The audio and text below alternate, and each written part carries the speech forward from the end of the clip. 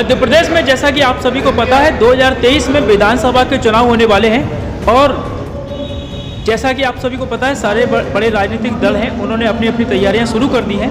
लेकिन कुछ ऐसे छोटे दल भी हैं जो कि आगे चल करके एक बड़ा स्वरूप धारण कर सकते हैं और उन्हीं संभावनाओं को तलाशने के लिए भारतीय वीर दल की स्थापना करने वाले राष्ट्रीय अध्यक्ष दिल्ली से चल करके आज ग्वालियर में आए हुए हैं। मेरे पीछे आप देख सकते हैं काफ़ी बड़ी संख्या में पूरे प्रदेश से पदाधिकारी भारतीय वीर दल के यहाँ पर उपस्थित हुए हैं और भारतीय वीर दल की स्थापना आखिरकार क्यों की गई और इसका क्या उद्देश्य है, इसको लेकर के भारतीय वीर दल के राष्ट्रीय अध्यक्ष और प्रदेश अध्यक्ष दोनों ही हमारे साथ में यहाँ पर हैं, हम उनसे बात करेंगे। सर, ग्वालियर की ज़मीन पर आपका स्वागत है। ये धरा जो है यहाँ पर कई महान वीर पुरुषों ने जन्म लिया है, तो आज भारतीय वीर दल के रूप में यहाँ पर आपका आगमन हुआ है और इतनी बड़ी संख्या में हम देख रहे हैं कि कार्यकर्ताओं की एक लंबी चौड़ी फौज यहाँ पर दिखाई दे रही है। तो सबसे पहले तो मैं आपका ग्वालियर में स्वागत भी करूँगा और आपसे ये जानना चाहूँगा कि भारतीय वीर दल की स्थापना आखिरकार किन उद्देश्यों के लिए की गई है। बहुत बहुत धन्यवाद चैनल RVS का और इस ग्वालियर की धरा पर पहुँचने का तमाम कार्यकर्ताओं का पूरे प्रदेश से स्वागत है। देखिए, देश के अंदर बहुत ही उथल पुथल की राजनीति चली हुई है।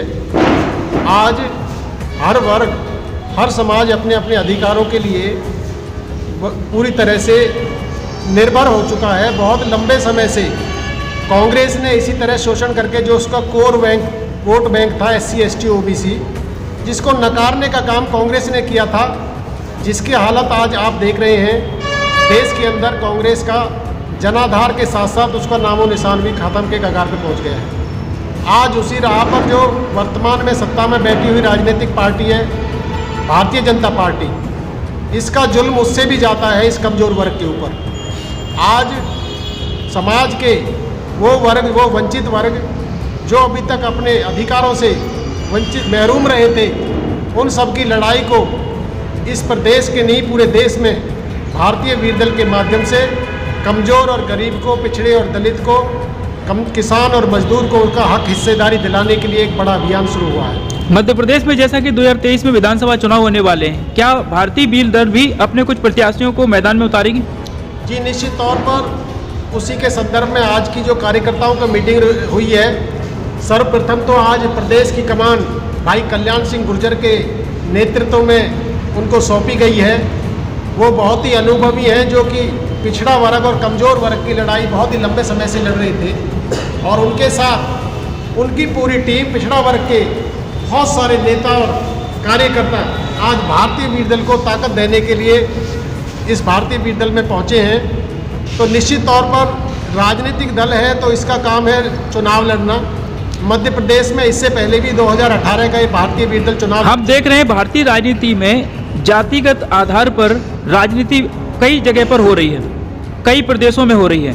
भारतीय वीर दल की जो मानसिकता है वो क्या है? वो सबको साथ लेकर के चलने की है या कुछ जातियों को ही सपोर्ट करने की है? बहुत सुंदर सवाल आपने। ये कुछ प्रदेशों में नहीं, पूरे देश में जातिवाद और सांप्रदायिकवाद, धर्म की राजनीति चल रही है। निश्चित तौर पर इस देश की जो सबसे बड़ा दुर्भाग्य है, जो कैटेगरी में बनाया था बाबा साहब ने संविधान को, SC ST OBC minority general का जो नाम दिया था, आज उस परिपाटी को तोड़कर जाति के नाम पर जो वर्तमान में सत्ता में बैठी है और जो सत्ता में भारत के आज़ाद होते के साथ ही आई थी, सबसे पहले तो जाति का बवंडर और बीज उन लोगों ने बोया, क्योंकि जब बच्चा भारत में पैदा होता है, पैदा होने से पहले उसकी जाति निर्धारित कर दी जाती है। स्कूल जाता है फिर जाति, फिर वो नौकरी मांगने जाता है फिर जाति। तो मेरे दोस्त, इस जातिगत की राजनीति के जिम्मेदार भारतीय जनता पार्टी और कांग्रेस पार्टी है जो सत्ता में बैठी है। हमारा तो संविधान के हिसाब से SC ST OBC माइनॉरिटी के हक अधिकार की बात करते हैं। हम जातिवाद को ख़त्म करने की बात करते हैं। जाति परपंच, जैसा कि आपने कहा कि आप जातिवाद को ख़त्म करने की बात करते हैं, तो बहुत सारे जगह से मांग उठ रही है आरक्षण को लेकर के। बहुत सारे लोग मांग कर रहे हैं कि आरक्षण जो है जातिगत ना होकर के आर्थिक आधार पर होना चाहिए। जो गरीब लोग हैं, जो पिछड़े लोग हैं, उनको आरक्षण मिलना चाहिए। आप इस बात से सहमत हैं या असहमत हैं? देखिए, आरक्षण कोई कमज़ोर और गरीबी का उन्मूलन का कोई जो योजना नहीं है। ये तो केवल उन लोगों के लिए एक बहुत बड़ा बाबा साहब ने एक रास्ता खोला था जो लोग सामाजिक रूप से और शैक्षिक रूप से कमज़ोर थे। आज सरकार ने, केंद्र सरकार ने, भारतीय जनता पार्टी की सरकार ने स्वर्ण वर्ग को जो 10% आरक्षण दिया है वो भी असंवैधानिक है। हमारा संविधान, हमारा आरक्षण पर सबसे एकदम क्लियर कंसेप्ट है।